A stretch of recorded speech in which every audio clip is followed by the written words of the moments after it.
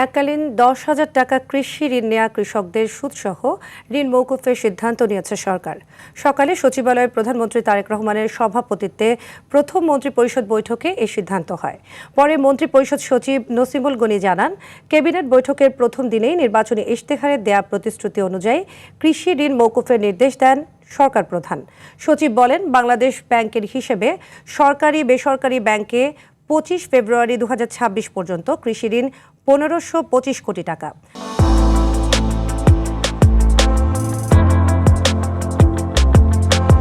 সরকারের এই সিদ্ধান্তের কারণে ঋণমুক্ত হয়ে কৃষকরা নতুন উদ্যমে উৎপাদন আরও বাড়াতে পারবে।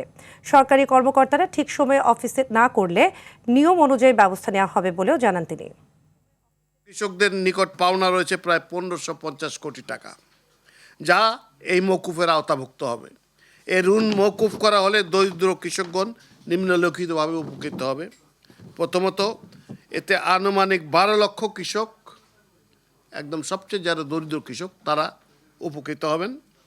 এর ফলে ক্ষুদ্র প্রান্তিক কৃষকগণ ঋণের হার দায় হতে মুক্ত হতে পারবেন, যা তাদের কর্মস্পৃহা বৃদ্ধি করবে এবং দেশের কৃষি খাতে উৎপাদন বৃদ্ধিতে সহায়ক হবে।